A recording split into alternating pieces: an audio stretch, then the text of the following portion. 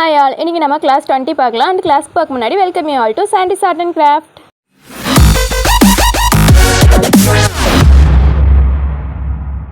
Frame எப்படி fix பண்ணதுன்னு பார்த்தரலாம். உங்ககிட்ட இருக்க ஏதாவது ஒரு கிளாத் எடுத்துக்கோங்க.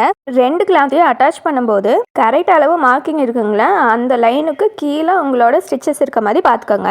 ஸோ உங்கள் ப்ளவுஸ் மேலே கிளாத் இப்படி போட்டுட்டு normal needle and machine thread வச்சுட்டு இந்த ரெண்டு கிளாத்தையும் நம்ம நார்மலாக துணி தைப்போல, அதுதான் ரன்னிங் ஸ்டிச்சஸ், அது மாதிரி போட்டு அட்டாச் பண்ணிக்கோங்க. ஃப்ரேமை முடிஞ்ச அளவுக்கு இது மாதிரி கீழே தள்ளி வச்சு ஒர்க் பண்ணுங்கள். அதாவது ஸ்லீவோட மார்க்கிங்லேருந்து கொஞ்சம் மேலே தள்ளி இருக்கணும்.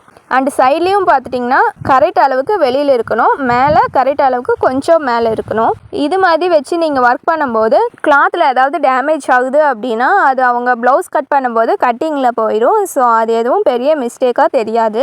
ஸோ உங்கள் டெய்லர் நெக் இல்லாட்டி ஹேண்ட் டிசைன் இங்கே தான் ட்ரா பண்ணி கொடுக்குறாங்க அப்படின்னா எப்பவும் போல் அவுட்டர் ரிங் கீழே வச்சுட்டு இன்னர் ரிங் மேலே வச்சுட்டு ஸ்க்ரூ டைட் பண்ணி ஃபிக்ஸ் பண்ணிக்கோங்க. ஸோ கிளாத் எப்பவுமே ஃப்ரேம்லேருந்து வெளி சைடு பார்த்த மாதிரி தான் இழுக்கணும். ஸோ இந்த இடத்துலேருந்து இப்படி வெளியில் பார்த்த மாதிரி தான் நீங்கள் ஸ்ட்ரைட்டாக இழுக்கணும், கிராஸாக இழுக்கக்கூடாது, ஸ்ட்ரைட்டாக இழுக்கணும்.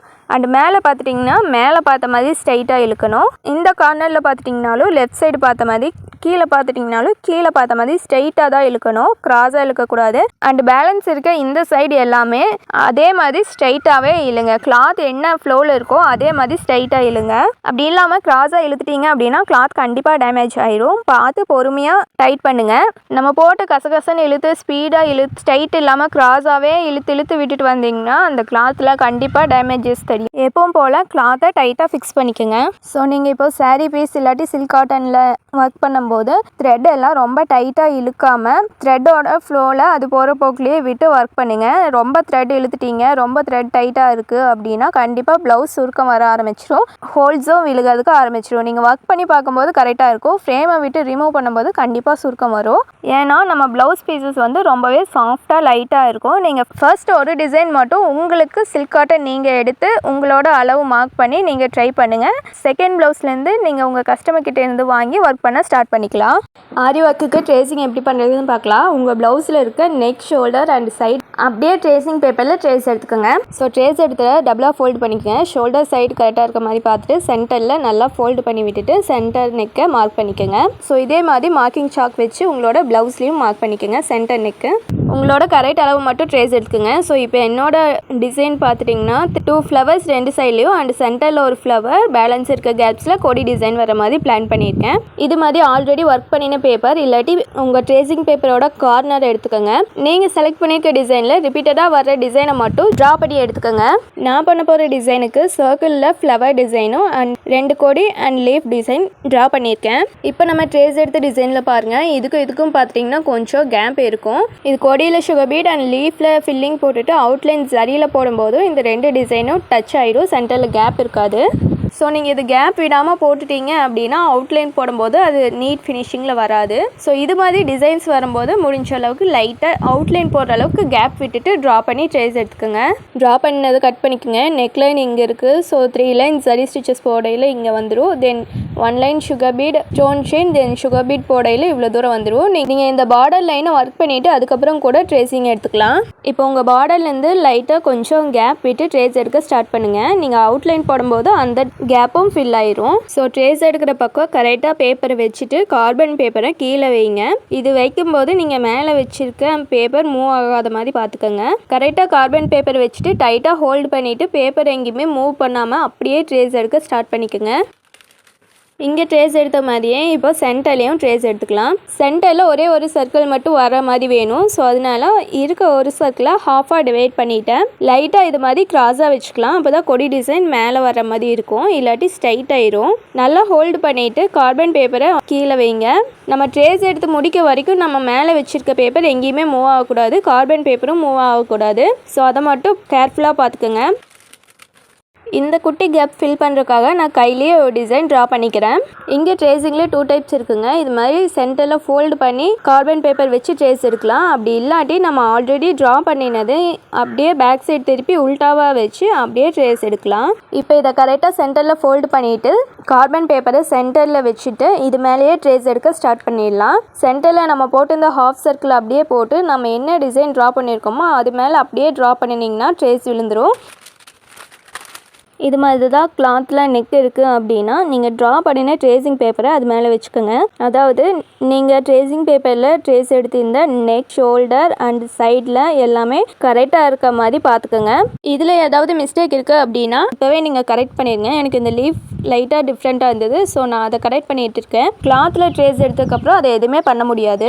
இப்போ கிளாத் கீழே வச்சுட்டு ட்ரேசிங் பேப்பர் கரெக்டாக மேலே வச்சுட்டு கரெக்டாக அந்த பேப்பரை ஹோல்டு பண்ணிவிட்டு அதை அப்படியே மேலே எடுத்து விட்டுட்டு கீழே கார்பன் பேப்பர் வைங்க. அதாவது கிளாத் கீழே இருக்கணும், கார்பன் பேப்பர் மேலே, ட்ரேசிங் பேப்பர் அதுக்கு மேலே இருக்கணும். நான் இது நோட்டில் போட்டிருக்கங்காட்டி ஒரே ஒரு பேப்பர் வைக்கிறேன். உங்கள் கிளாத்தில் எவ்வளோ பேப்பர் வருதோ அந்த அளவுக்கு கார்பன் பேப்பர் வச்சுட்டு இந்த பேப்பர்ஸ் எங்கேயுமே மூவ் ஆகாத மாதிரி ஹெட் பின் போட்டு செக்யூர் பண்ணிக்கோங்க. அப்படி இல்லாட்டி சைடில் எல்லாமே வெயிட் வச்சுக்கோங்க. நம்ம ட்ரேஸ் எடுக்க வரைக்கும் அந்த பேப்பர்ஸ் கிளாத் எங்கேயுமே மூவ் ஆகக்கூடாது. இப்போ நம்ம ட்ரேசிங் பேப்பரில் ட்ரேஸ் எடுத்திருந்தோம்ல அது மேலேயே ட்ராப் பண்ணுங்க. அப்படியே கிளாத்தில் ட்ரேஸ் விழுந்துடும். அண்ட் தென் நீங்கள் வைக்கிற கார்பன் பேப்பர் உங்களோட கிளாத்துக்கு எது செட் ஆகுமோ அந்த கலரில் வைங்க. அதாவது உங்களோட கிளாத் டார்க்காக இருந்ததுன்னா கார்பன் பேப்பர் லைட்டில் வைங்க. மேக்ஸிமம் ஒயிட் இல்லாட்டி எல்லோ கலரில் வைங்க.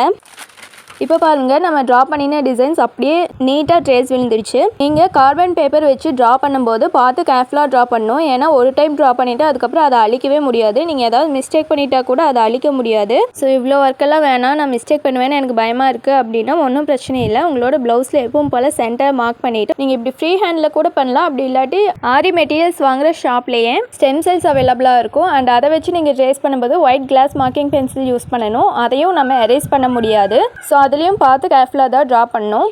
அப்படியும் இல்லாட்டி நம்ம நார்மலாக யூஸ் பண்ணுற டெய்லரிங் சாக் வச்சு நான் இப்போ பென்சிலில் ட்ரா பண்ண மாதிரி அந்த சாக் வச்சு கிளாத்தில் ட்ரா பண்ணிக்கலாம். பட் இதில் என்ன மிஸ்டேக் வரும் அப்படின்னு பார்த்துட்டிங்கன்னா நம்ம போடுற இந்த லீவ்ஸ், கொடி டிசைன் இது எல்லாமே ஒன்று ஒவ்வொரு சைஸில் இருக்கும். ஸோ இந்த ப்ராப்ளம் வராமல் இருக்கிறதுக்காக தான் நம்ம ட்ரேசிங் எடுக்கிறோம். கொஞ்சம் கேர்ஃபுல்லாக பார்த்து ட்ரேசிங் எடுத்துட்டிங்கன்னா உங்களுக்கு எல்லா டிசைனுமே ஒரே ஈவன் கேப்ஸில் ஒரே சைஸில் ஒரே மாதிரி இருக்கும். அதுக்காக தான் ட்ரேசிங். ஃப்ரண்ட் நெக்லேயும் அதே மாதிரி கிராஸாக வச்சு ட்ரேஸ் பண்ணிக்கலாம். அடுத்து ட்ரேசிங் பேப்பரில் நம்ம ஸ்லீவ் அப்படியே ட்ரேஸ் பண்ணிவிட்டு நெக்கோட சென்டரில் ட்ரா பண்ணின மாதிரி இங்கே சென்டர்லேருந்து ட்ரேஸ் எடுக்க ஸ்டார்ட் பண்ணிக்கலாம். தென் ஒன் சைட் ட்ரேஸ் எடுத்தது அப்படியே ஃபோல்டு பண்ணி ஆப்போசிட் சைடில் எடுத்துக்கலாம். நீங்கள் ஃபஸ்ட்டு ட்ரேசிங் பேப்பரில் எடுத்துட்டு அதுக்கப்புறம் கிளாத்தில் அப்படியே வச்சு ட்ரேஸ் பண்ணிக்கோங்க. எல்லாம் கம்ப்ளீட் பண்ணிவிட்டு புட்டாஸ் டிசைன் எங்கே வைக்கலாம்னா இங்கே நீங்கள் போட்டிருக்க டிசைன்லேருந்து பாட்டம் வரைக்கும் இருக்கிறதுல சென்டரில், தென் நீங்கள் ட்ரா பண்ணியிருக்கிறதுக்கும் சைட் லைனுக்கும் சென்டரில், தென் இப்போ வச்சு டாட்டுக்கு ஸ்ட்ரைட்டாக கீழே ஒரு புட்டாஸ், அப்புறம் இங்கே ஒன்று, எல்லாமே ஸ்ட்ரைட்டாக ஒரே லைனாக இல்லாமல் அங்கங்கே இருக்க மாதிரி பார்த்துக்குங்க. தென் இங்கே ஒன் சைடில் எங்கெல்லாம் வைக்கிறீங்களோ அதே தான் ஆப்போசிட் சைட்லேயும் வைக்கணும். இப்போ இங்கே இருக்குன்னா அதுக்கு ஆப்போசிட் சைடு அதுக்கு ஸ்ட்ரைட்டாகவே இருக்கணும். அப்போ தான் பார்க்க நீட்டாக இருக்கும். இல்லாட்டி ஒரு சைடு ஒரு மாதிரியும் இன்னொரு சைடு இன்னொரு மாதிரியும் புட்டாஸ் வந்துடும். ஸ்லீவ்லேயும் அதே மாதிரி தான். ஸ்லீவோட சென்டரில் ஒன்று, எல்போ ஸ்லீவாக இருந்தால் கீழே ஒன்று மேலே ஒன்று. ஸோ டோட்டலாக சென்டரில் 3 புட்டாஸ். தென் நம்ம வச்ச புட்டாஸ்க்கு சென்டரில் 2 புட்டாஸ், எண்டிங்கில் ஒன்று. இது மாதிரி ஒன் சைடில் இருக்கிறது அப்படியே ஆப்போசிட் சைடில் இருக்க மாதிரி பார்த்துக்குங்க.